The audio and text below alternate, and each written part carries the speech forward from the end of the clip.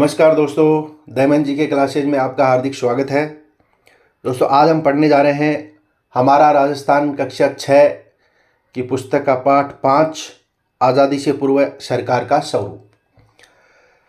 तो भारत आज़ाद हुआ 1947 में।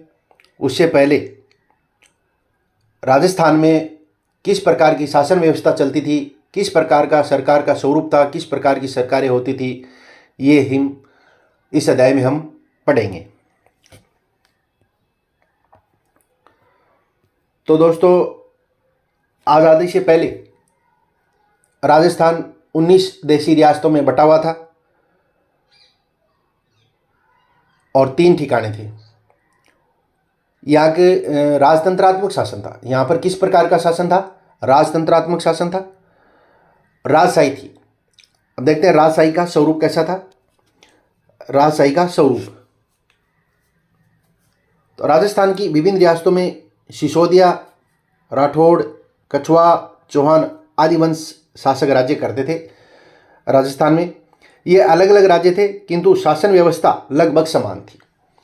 19 जो देशी रियासतें थी वो अलग अलग राज्य थे, लेकिन जो शासन व्यवस्था थी वो लगभग सभी राज्यों में समान थी। विभिन्न रियासतों में शासन संचालन के लिए केंद्रीय व्यवस्था के पदाधिकारी राजा, मंत्री, बख्शी, खजांची और परगना अधिकारी होते थे। राजा जो है सर्वोच्च शक्ति का जो स्रोत होता था वो राजा होता था। राजा राज्य की संपूर्ण शक्ति का सर्वोच्च केंद्र होता था। सामान्यतः राजा अपने सलाहकारों और मंत्री परिषद के सदस्यों के सहयोग से शासन संचालन करते थे। संपूर्ण शक्ति का जो सर्वोच्च केंद्र होता था वो राजा होता था। राजा सर्वोच्च होता था, अंतिम निर्णय राजा का ही होता था, लेकिन सामान्यतः वो अपने सलाहकार जो होते थे, जो मंत्री परिषद के जो सदस्य होते थे, उनसे सलाह मशविरा करके शासन का संचालन करता था। मंत्री राजा अपने शासन कार्य में सहायता हेतु मंत्रियों की नियुक्ति करते थे। प्रमुख मंत्री को दीवान कहते थे। राजा समय समय पर मंत्रणा करके राजकार्य में जटिल समस्याओं को सुलझाते थे।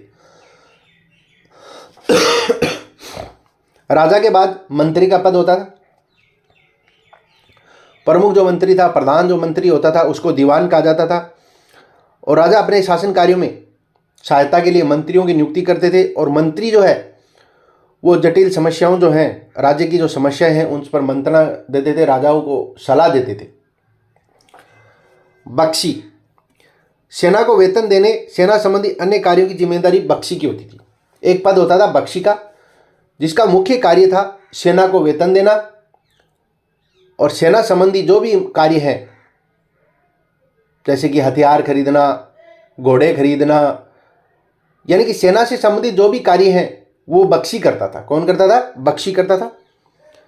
खजांची, आमदनी और खर्च के हिसाब को संतुलित रखना और बचत को सुरक्षित कर राजकोष में वृद्धि करना खजांची का कार्य होता था। राजकोष में वृद्धि करना, खजाने का ध्यान रखना, खर्चा करना, खर्च का हिसाब किताब करना, ये सब किसके काम होते थे? खजांची के कार्य होते थे। परगना अधिकारी, राज्य परगना में विभाजित था। परगने में शांति व्यवस्था बनाए रखने की जिम्मेदारी परगना अधिकारी की होती थी।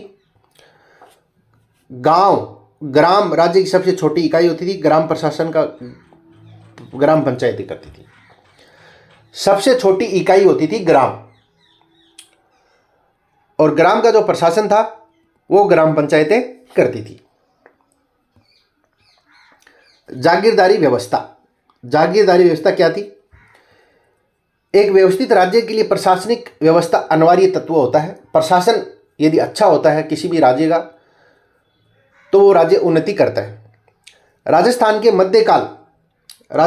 मध्यकाल का संपूर्ण शासन राजतंत्र जो था राजा और जागीरदारी व्यवस्था पर आधारित था। राजस्थान की जागीरदारी व्यवस्था रक्त संबंध, कुलीय भावना पर आधारित प्रशासनिक और सैनिक व्यवस्था थी। राजस्थान में जो जागीरदारी व्यवस्था थी वो रक्त संबंधों पर आधारित होती थी। ये आपको ध्यान में रखना है। राजस्थान में जो जागीरदारी व्यवस्था थी वो रक्त संबंधों पर आधारित थी, कुलीय भावना पर आधारित थी। राजा की मृत्यु के बाद बड़ा पुत्र राजा बना था और राजा अपने छोटे भाइयों को जीवन यापन के लिए भूमि आवंटित करता था। भाई बंधु को दी गई इस भूमि का स्वामी जागीरदार कहलाता था। शुरुआत में तो क्या था कि राजा की मृत्यु के बाद उसका जो बड़ा बेटा है, बड़ा पुत्र है, वो तो राजा बन जाता था, बाकी उसके जो भाई हैं उनको जागीरें दी जाती थी और वो जागीरदार कहलाते थे। बाद के समय में योग्यता के आधार पर जागीरें प्रदान की जाने लगी।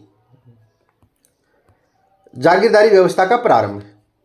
जागीरदारी व्यवस्था का प्रारंभ जागीरदारी व्यवस्था का प्रारंभ कब हुआ, इस संबंध में निश्चित रूप से कुछ नहीं कहा जा सकता, लेकिन राजस्थान में इसका विकसित और स्पष्ट जो स्वरूप है वो राजपूतों के शासनकाल में प्रारंभ हो गया था। तो राजस्थान में जागीरदारी व्यवस्था कब प्रारंभ हुई थी, राजपूतों का जो शासन शुरू हुआ था उसी समय से जागीरदारी व्यवस्था प्रारंभ हो गई थी। और राजस्थान में राजपूत युग जो है वो कब से था, 7वीं सदी से 12वीं सदी तक, जो 500 साल का जो पीरियड है वो राजपूत युग था राजस्थान में।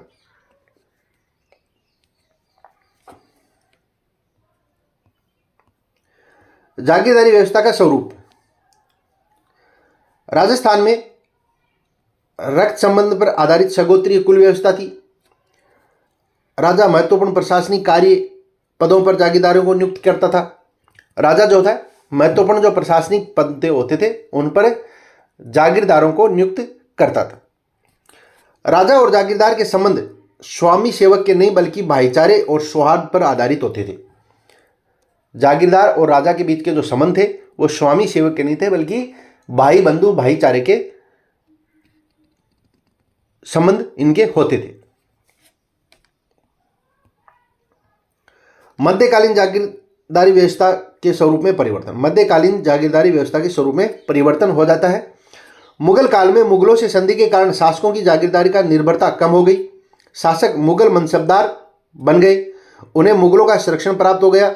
इसके शासक जागीरदारों के साथ स्वामी जैसा व्यवहार करने लगे। प्रारंभ में जागीरदार युद्ध एवं शांति के समय राजा को अपनी सेवाएं देते थे, लेकिन मध्यकाल में सेवाओं के साथ कर व्यवस्था निर्धारित कर दी गई।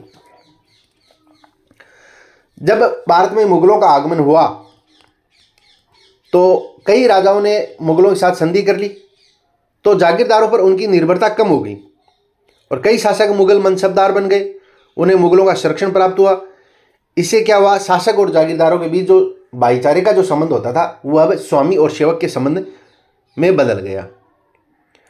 और प्रारंभ में जागीरदार युद्ध और शांति के समय राजा को अपनी सेवाएं देते थे, लेकिन मध्यकाल में क्या हुआ, कर व्यवस्था भी निर्धारित कर दी, यानी कि ऐसी व्यवस्था कर दी गई कि जागीरदार जो है वो राजाओं को कर भी देने लगे थे। कर देने की व्यवस्था भी शुरू हो गई थी। अंग्रेजों का शासन। अंग्रेजी राज्य की स्थापना के साथ ही भारत प्रशासनिक दृष्टि से दो भागों में विभाजित हो गया। अंग्रेजी राज्य की स्थापना हुई तो भारत प्रशासनिक दृष्टि से दो भागों में विभाजित हो गया। पहला ब्रिटिश भारत और दूसरा रियासती भारत। ब्रिटिशकालीन भारत केंद्र शासित प्रदेशों और 11 प्रांतों से बना हुआ था। सभी प्रांतों के अलग अलग गवर्नर थे जो कि भारत के गवर्नर जनरल के प्रति उत्तरदायी थे। ब्रिटिश भारत और दूसरा रियासती भारत। तो ब्रिटिशकालीन जो भारत था उसमें केंद्र शासित प्रदेशों और 11 प्रांत थे। इसमें कितने थे, 11 प्रांत थे और सभी प्रांतों के अलग अलग गवर्नर होते थे और वो गवर्नर जो थे वो भारत के गवर्नर जनरल के प्रति उत्तरदायी होते थे। 1857 की क्रांति के बाद ईस्ट इंडिया कंपनी का शासन समाप्त हो गया। 1857 की जो क्रांति हुई थी उसमें ईस्ट इंडिया कंपनी का शासन समाप्त हो गया और अब भारत के प्रशासन का सीधा नियंत्रण इंग्लैंड के ताज और संसद के नियंत्रण में आ गया और लॉर्ड कैनिंग को गवर्नर जनरल के साथ साथ भारत का प्रथम वायसराय भी नियुक्त किया गया। 1857 की क्रांति के बाद लॉर्ड कैनिंग को भारत का गवर्नर जनरल बनाया गया, उसके साथ साथ ही उसको वायसराय भी नियुक्त कर दिया। भारत का प्रथम वायसराय कौन था, लॉर्ड कैनिंग भारत का प्रथम वायसराय था। अंग्रेज सरकार द्वारा विभिन्न अधिनियम पारित करके भारत का शासन संचालन किया जाने लगा। वे विभिन्न प्रकार के कानून बनाए गए और भारत का शासन जो है वो संचालन किया जाने लगा। 1935 ईस्वी का भारत सरकार अधिनियम जिसे 1 अप्रैल 1937 ईस्वी से लागू किया गया के द्वारा अजमेर मेरवाड़ा के प्रशासन में परिवर्तन लाया गया। अब इसे विदेश एवं राजनीति विभाग के स्थान पर भारत सरकार के गृह विभाग के अंतर्गत लाया गया। 1935 का जो भारत शासन अधिनियम है वो 1 अप्रैल 1937 ईस्वी को लागू हुआ। कब लागू हुआ था, 1 अप्रैल 1937 ईस्वी को लागू हुआ था। और इसमें परिवर्तन क्या किया गया, अजमेर मेरवाड़ा के प्रशासन में परिवर्तन लाया गया। अब इसे विदेश एवं राजनीति विभाग के स्थान पर भारत सरकार के गृह विभाग के अंतर्गत इसको लाया गया।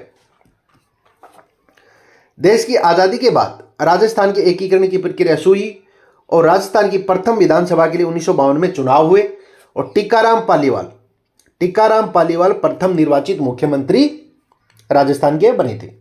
टीकाराम पालीवाल, तो राजस्थान के प्रथम निर्वाचित मुख्यमंत्री कौन थे? टीकाराम पालीवाल थे। और राजस्थान में प्रथम आम चुनाव कब हुए थे? 1952 में राजस्थान में प्रथम आम चुनाव हुए थे। तो दोस्तों ये था अपना पाठ 5 का, हमारा राजस्थान की पुस्तक कक्षा 6 का। और दोस्तों वीडियो को लाइक, शेयर और कमेंट जरूर करें। सब्सक्राइब यदि नहीं किया तो सब्सक्राइब भी कर लीजिए। दोस्तों जल्द मिलते हैं नेक्स्ट वीडियो में, तब तक के लिए नमस्कार, जय हिंद, जय भारत।